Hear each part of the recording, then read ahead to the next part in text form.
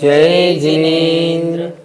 यस्य स्वयं स्वभावाप्ति प्रभावी कृष्ण कर्मणः तस्मै संज्ञान रूपाय नमोस्तु परमात्मने। पंच परमेष्ठी भगवान की जय।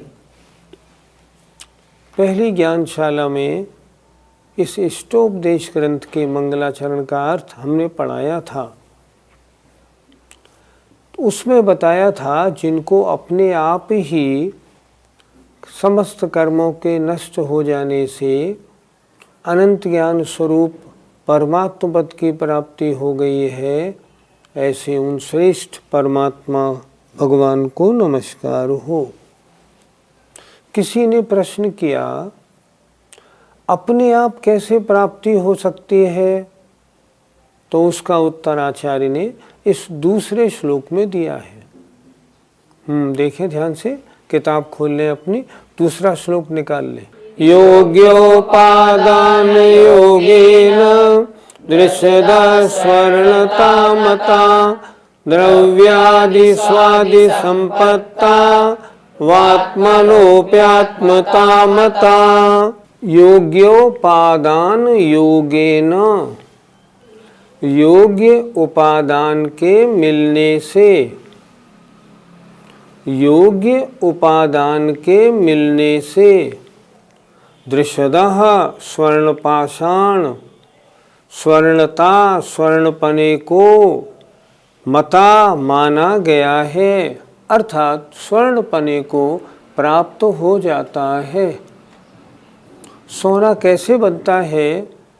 पहले स्वर्ण पाषाण आता है खानों से, स्वर्ण पाषाण को फिर पीसा जाता है और पीस के फिर उसमें से सोने के कण निकाले जाते हैं, फिर उनको इकट्ठा करके फिर सोना बनाया जाता है।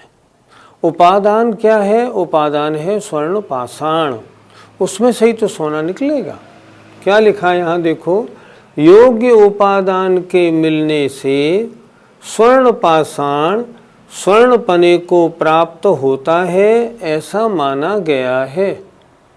उसी तरह द्रव्यादिषु आदि संपत्तौ, द्रव्य क्षेत्र काल भाव आदि के मिल जाने पर, द्रव्यादिषु आदि द्रव्य क्षेत्र काल भाव आदि के संपत्तौ, संपत्तौ में यहाँ से उधर ले जानी है मात्रा।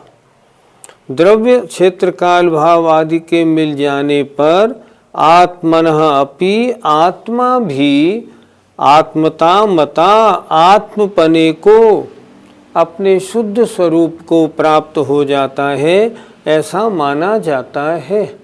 ये सिद्धांत है। फिर देखें एक बार, योग्य उपादान के मिलने से स्वर्ण पाषाण स्वर्णपने को प्राप्त होता है, ऐसा माना गया है। उसी प्रकार योग द्रव्य क्षेत्र काल भाव आदि के मिल जाने पर आत्मनः अपि, आत्मा भी आत्मपने को प्राप्त हो जाता है। योग द्रव्य क्षेत्र काल भाव मिला तो अशुद्ध आत्मा शुद्धपने को प्राप्त हो जाता है। पंडित जी, उपादान किसे कहते हैं? जिसमें स्वयं कार्य रूप परिणमन करने की शक्ति होती है, उसे कहते हैं उपादान। और कार्य रूप परिणमन करने में जो बहिरंग अंतरंग निमित्त मिलते हैं, जो कारण मिलते हैं, वो कहलाते हैं निमित्त। निमित्त कार्य रूप परिणमन नहीं करता, लेकिन उपादान की योग्यता वाला भी बिना निमित्त के अपने कार्य को नहीं कर पाता। इसलिए उपादान और निमित्त, योग्य उपादान और योग निमित्त के मिलने से कार्य की सिद्धि हो जाती है। पंडित जी, इस गाथा में निमित्त उपादान कैसे लगाएंगे? स्वर्ण पाषाण खान से निकला हुआ जो सोने का पत्थर है, उस पत्थर में से जब बहिरंग निमित्त मिलेंगे तब उन पत्थरों को कूटा पीसा जाएगा और उसमें से सोना निकलेगा। उपादान स्वर्णपाषाण, उसमें योग्यता है स्वर्णरूप परिणमन होने की। निमित्त, निमित्त वो न्यारिया, वो रिफाइनरी वाला, वो सुनार जो उसको कूट पीट करके उसमें से सोने के कणों को इकट्ठा करता है। उपादान जो कार्य रूप परिणमन करने की योग्यता वाला हो, और निमित्त जिसके मिलने पर वह उपादान से कार्य हो। निमित्त नहीं मिले तो कार्य संपन्न नहीं होता। तो यहाँ उपादान हुआ स्वर्णपाषाण, निमित्त हुए वे न्यारिये आदि, या रिफाइनरी में देखें तो रिफाइनरी वाले जो उसको रिफाइन करके उसमें से सोना निकालते हैं, ये हुआ निमित्त। योग्य उपादान हो, योग्य निमित्त मिल जाए, सोने की प्राप्ति हो जाती। हमें अपनी आत्मा शुद्ध करने के लिए कैसा द्रव्य क्षेत्र काल भाव चाहिए? कैसा द्रव्य चाहिए?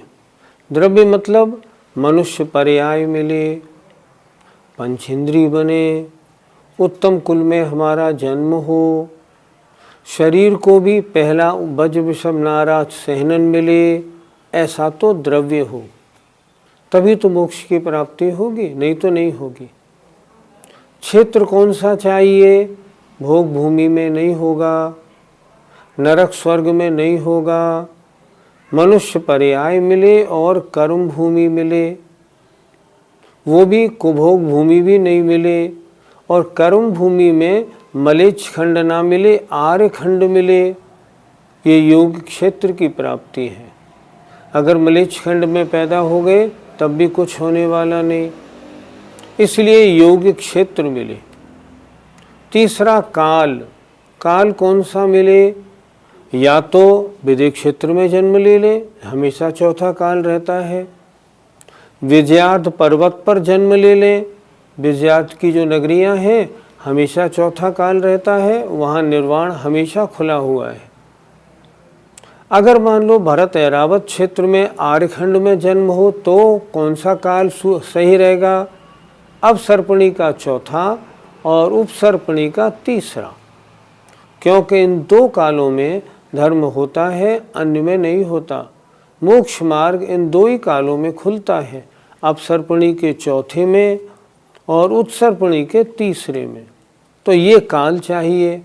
अगर पांचवा छठा काल जैसे वर्तमान में है, मोक्ष प्राप्ति नहीं कर सकते। शरीर योग्य नहीं है, सहनन योग्य नहीं है, कैसे होगी प्राप्ति? इसलिए योग्य काल हो। और योग्य भाव का मतलब जैसे परिणामों में विशुद्धि, शुद्धोपयोग, छपक श्रेणी, छायक सम्यक्त की प्राप्ति, ये सब चीज़ें मिले तब तो मोक्ष की प्राप्ति होगी, नहीं तो कैसे होगी? इसलिए योग्य द्रव्य क्षेत्र काल भाव मिलने पर जो अशुद्ध आत्मा है, यदि वह उचित निमित्तों के अनुसार पुरुषार्थ करे तो आत्मा को शुद्ध करके और शुद्ध आत्मा बन सकता है। योग्य क्षेत्र काल भाव में अभी हमें कौन कौन सी मिली हुई है? कोई सी भी मिली हुई नहीं। इसलिए तो इस पर्याय में मोक्ष प्राप्ति संभव नहीं। आत्मा को शुद्ध करने का उपाय कर लो पर शुद्धि होना संभव नहीं। कैसे? देखे जरा। योग्य द्रव्य नहीं मिला, मनुष्य पर्याय मिली, वज्र वृषभ नाराज सहनन तो नहीं मिला, क्षेत्र भी ठीक नहीं मिला। यहाँ पैदा होने की बजाय अगर विदेह क्षेत्र में पैदा होते तो मोक्ष मार्ग मिल जाता। काल भी ठीक नहीं मिला, यहाँ पैदा होना था तो चतुर्थ काल में जन्म लेते तब काल ठीक माना जाता, वो भी नहीं हुआ। भाव तो वर्तमान में शुभोपयोगी बहुत मुश्किल है, शुद्धोपयोग तो क्या पूछो, अत्यंत विरला है। छपक श्रेणी चढ़ने का तो सवाल ही नहीं। छायिक सम्यक दर्शन हो ही नहीं सकता। तो यहाँ ना योग्य द्रव्य ना योग्य द्रव्य है, ना क्षेत्र है, ना काल है, ना भाव है। इसलिए वर्तमान इस पंचम काल में हमको मोक्ष पुरुषार्थ नहीं हो सकता। हमारा 3 पुरुषार्थ हम कर सकते हैं, धर्म, अर्थ और काम। आइए अब आगे का श्लोक देखते हैं। वरं व्रतहि पदं दैवं नाव्रतैर्वत नारकं छाया तपस्तयोर्भेद प्रतिपालयतोर्महान। वरम अच्छा है, व्रत ही व्रतों के द्वारा, पदम पद प्राप्त करना देव का, व्रतों के द्वारा देव पद प्राप्त करना अच्छा है।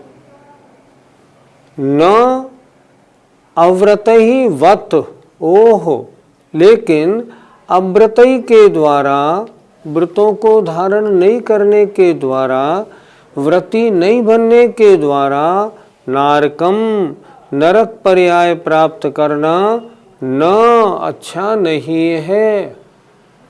अगर हम व्रतों को धारण करेंगे कहाँ जाएंगे? देव स्वर्ग बनेंगे। और अगर व्रतों को धारण नहीं करेंगे, पाप रूप प्रवृत्ति में लगे रहेंगे तो नरक में जाएंगे। अच्छा कौन सा है? देव पर्याय पानी अच्छी है, नार की पर्याय पाना अच्छा नहीं। तो यहाँ कहा है वरम अच्छा है व्रतों के द्वारा देवपद प्राप्त करना, न लेकिन अच्छा नहीं है ओह अव्रत ही व्रतों को धारण न करके नारक पर्याय प्राप्त करना अच्छा नहीं। उदाहरण दे रहे हैं आचार्य।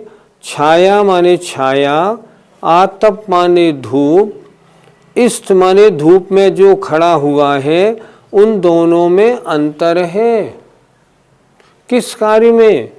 प्रतिपालयतोर महान, प्रतिपालयतः अर्थात प्रतीक्षा करने में महान महान अंतर है। आचार्य ने उदाहरण क्या दिया? आपके साथ कोई एक व्यक्ति साथ जाने वाला था, लेकिन उसने कहा आप चलो मैं आता हूँ, लेकिन आपने फ़ोन किया भाई तुम आए नहीं, बोले रुक जाओ 5-7-10 मिनट मैं आता हूँ। अब सोचें, गर्मी के दिन हैं, आप छाया में खड़ा होना पसंद करेंगे या धूप में? अगर आप धूप में खड़े हैं आपको कष्ट मिलेगा, छाया में खड़े हैं तो आपको आराम मिलेगा। दो व्यक्ति हैं, दोनों में सुखी कौन? छाया वाला। दुखी कौन? धूप वाला। तो कह रहे हैं यहाँ पर जैसे छाया में और धूप में खड़े होकर प्रतीक्षा करने वालों में महान भेद है। एक एक शब्द देखिए। जैसे छाया में और धूप में खड़े होकर प्रतिपालय तो प्रतीक्षारत दोनों में महान भेद है, ऐसे ही व्रतों के द्वारा देव पद प्राप्त करना श्रेष्ठ है। छाया में खड़े होकर इंतजार करना अच्छा है, लेकिन अव्रत ही व्रत न धारण करके पाप रूप प्रवृत्ति करके नरक पद पाना श्रेष्ठ नहीं है। इसलिए व्रतों को धारण करने में अपनी रुचि बनानी चाहिए।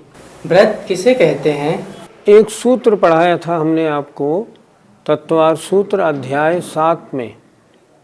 पहला सूत्र था हिंसा नतस्तेया ब्रह्म परिग्रहेभ्यो विरतेरो व्रतम।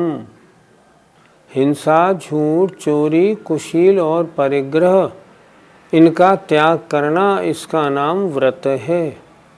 जब तक हम 5 पापों में उलझे रहेंगे तब तक मोक्ष मार्ग नहीं मिलेगा, स्वर्ग भी नहीं मिलेगा। क्या मिलेगा? नरक पर्याय मिलेगी। इसलिए यहाँ क्या कह रहे हैं कि व्रत माने 5 पापों का त्याग करो। 5 पापों का त्याग कितनी प्रकार से होता है?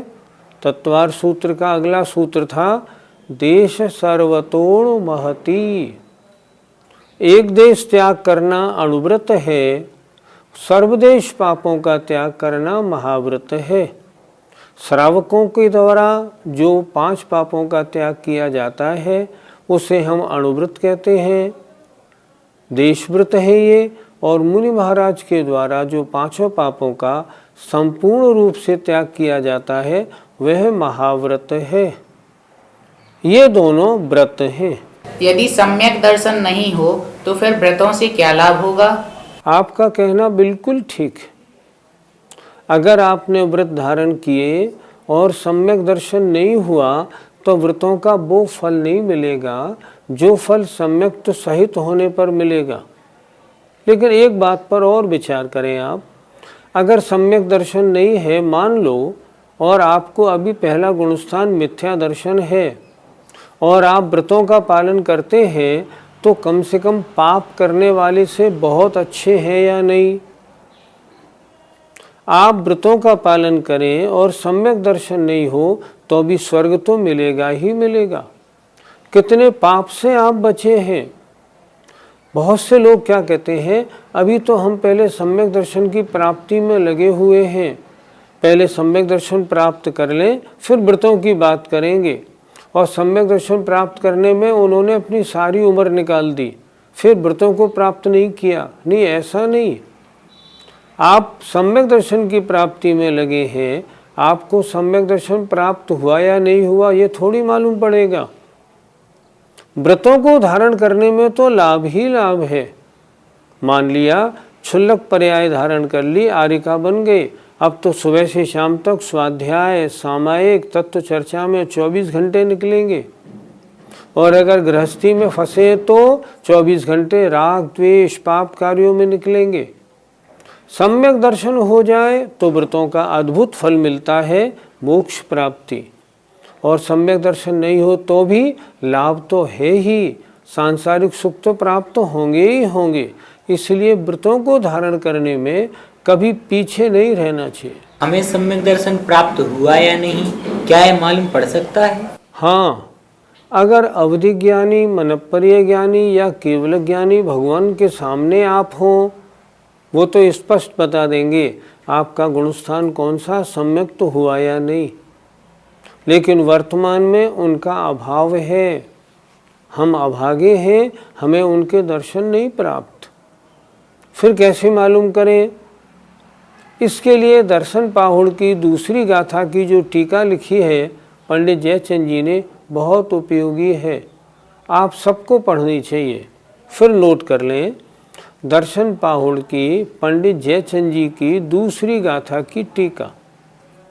उसमें उन्होंने लिखा है मुझे सम्यक तो हुआ या नहीं, और सामने वाले को सम्यक तो है या नहीं, क्या इसका कोई थर्मामीटर है? उन्होंने लिखा है तो सही। क्या है? सामने वाले में या अपने में क्या करो, 4 गुणों को देख लो, प्रशम, संवेग, अनुकंपा और आस्तिक्य। क्या मतलब होता है इन चारों का? प्रशम, सबसे पहले कषाय की मंदता है या नहीं, सामने वाले में या मुझ में। मेरी कषाय मंद हो गई है, समझना, हाँ मैं सम्यक्त की ओर अग्रसर हूँ। प्रशम माने कषायों की मंदता। संवेग, संसार से भयभीत पना। हमको संसार बहुत अच्छा लगता है आजकल, संसार में सुबह से शाम तक उलझे रहते हैं। हमने देखा सारे बाल सफ़ेद हो जाए, 80 वर्ष की उम्र हो जाए, फिर भी नाते पोतों में उलझे रहते हैं। ये संवेग नहीं। संवेग का मतलब होता है संसार से डर, ये कब संसार छूटे, देखें अपने में है या नहीं। तीसरा अनुकंपा, जीव मात्र की दया। कुछ भी खाना पीना, चलना फिरना, उठना बैठना, मुझसे जीव हिंसा नहीं हो जाए, ऐसी आपकी परिणति है या नहीं।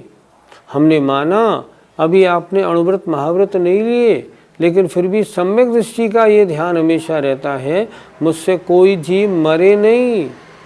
अनुकंपा और आस्तिक्य, सच्चे देव शास्त्र गुरु की भक्ति है या नहीं। 7 तत्व 9 पदार्थ का ज्ञान है या नहीं। अगर सही सही ज्ञान है, देव शास्त्र गुरु की भक्ति में आपका मन लगता है और चारों गुण आप में है, समझना मैं सम्यक दृष्टि हो सकता हूँ। फिर भी गारंटी नहीं करनी। सामने वाले में अगर ये 4 गुण है तो सामने वाला सम्यक दृष्टि हो सकता है। ये सम्यक दृष्टि के पहचान के थर्मामीटर हैं जो हमारे देखने में आ जाते हैं। व्रतों को धारण किया फिर स्वर्ग गए तो वहाँ तो भोग भोगेंगे ही पंचेंद्रिय विषयों के, फिर व्रत धारण करने से क्या लाभ? दो बात, व्रत धारण करके स्वर्ग जाना आपको अच्छा नहीं लगता, ठीक, आप ऐसा करें, आप व्रतों को धारण नहीं करें, पांचों पापों में लगे रहें और नरक चले जाएं, वो ठीक लगेगा? जाओ नरक, दुखों को भुगतो, हम कब मने करते? पाप करोगे तो नरक मिलेगा। लेकिन देखो ऐसी गलत धारणा मत बनाना। जो व्यक्ति यहाँ धर्मात्मा बनकर सम्यक दर्शन प्राप्त हुआ या नहीं, अरे हम सम्यक दर्शन में लगेंगे तो प्राप्त क्यों नहीं होगा? सोचो जरा, सम्यक दृष्टि नरक में भी बनते हैं, त्रिंश में भी बनते हैं। जब नार की मार काट करते हुए सम्यक दृष्टि बन सकते हैं, जब त्रिंश स्वयंभू रमण समुद्र में पड़े पड़े सम्यक दृष्टि बन सकते हैं, तो इतनी सुविधाएं हमें पंचम काल में मिली हैं, हम सम्यक दृष्टि क्यों नहीं बन सकते? हम बनेंगे बिल्कुल, हम ध्यान करें, क्यों नहीं बनेंगे? जब नारकियों को मारकाट करते हो सकता है तो हमें क्यों नहीं हो सकता? और सम्यक दर्शन हो सकता है, सम्यक दृष्टि मानो, व्रतों को धारण करो। दूसरी बात, एक बात और ध्यान रखना, अगर आप सम्यक प्राप्ति में लगे हुए हैं और व्रतों को धारण किया है और स्वर्ग प्राप्त किया है, तो ऐसे जीव सम्यक सहित अगर स्वर्ग गए हैं, भोगों में उलझते नहीं हैं। शास्त्रों में लिखा है वो अपनी सारी आयु भर धार्मिक कार्यों में लगाते हैं। यहाँ व्रतों को धारण करो और धारण करके स्वर्ग जाओ, वहाँ सागरों की आयु मिलेगी। उस आयु में क्या करो? धर्म ध्यान, नंदीश्वर दीप जाओ, पंचमेरु की वंदना करो, सिमंदर स्वामी के 100 शरण में जाओ, उनकी दिव्य ध्वनि सुनो, आनंद ही आनंद है। नरक जाने में क्या आनंद मिलेगा? इसलिए व्रत धारण करने में सोचना नहीं। क्या देवों में सब तरह के सुख होते हैं? क्या उनमें लड़ाई झगड़े नहीं होते? दो तरह के देव होते हैं, एक भवनत्रिक भवनव्यासी विंतर ज्योतिषी, एक होते हैं वैमानिक। आचार्यों ने लिखा है भवनत्रिक के जो देव हैं ये नीच देव हैं, झगड़े टंटे इनमें होते हैं, इनमें धर्मात्मा नहीं मिथ्या दृष्टि, अन्य मत के लोग इनमें पैदा होते हैं। जैन धर्म पालने वाला अगर मन से पालेगा स्वर्ग जाएगा, नियम से वैमानिक बनेगा। सम्यक दृष्टि तो वैमानिक ही बनता है, और वैमानिक देवों में झगड़े टंटे नहीं होते। वे तो अपना सारा जीवन धार्मिक कार्यों में बहुत अच्छी तरह लगाते हैं। इसलिए हमें क्या करना, आज हमने 2 श्लोक पढ़े, 2 श्लोकों में हमने श्लोक नंबर 2 में क्या पढ़ा? श्लोक नंबर 2 में तो पढ़ा हमारी आत्मा वर्तमान में अशुद्ध है, लेकिन हमें शक्ति शुद्ध होने की है, इस पर्याय में नहीं, अगली पर्यायों में। हम क्या करें? हम व्रतों को धारण करें, रत्नत्रय को धारण करें, और उस रत्नत्रय को धारण करके अगर मरण भी हमारा होगा तो हम स्वर्ग में जाएंगे। संस्कार यही के रहेंगे तो स्वर्ग में भी निरंतर सारी पर्याय हमारे धर्म ध्यान में गुजरेगी। आचार्य का कहना कितना अच्छा है, बिना व्रत लिए पापी बनकर 5 पाप में उलझकर नरक पाना अच्छा नहीं। अरे व्रतों को धारण करके स्वर्ग प्राप्त करना अच्छा है। सिमंदर स्वामी नंदीश्वर दीप के दर्शन तो मिलेंगे। इसलिए हम सब श्रोताओं से निवेदन करता हूँ मैं, सब मन बनाइए, अव्रती नहीं रहना, व्रती बनना है। बिना व्रत बने और कोई आनंद मिलने वाला नहीं। जय जिनेन्द्र।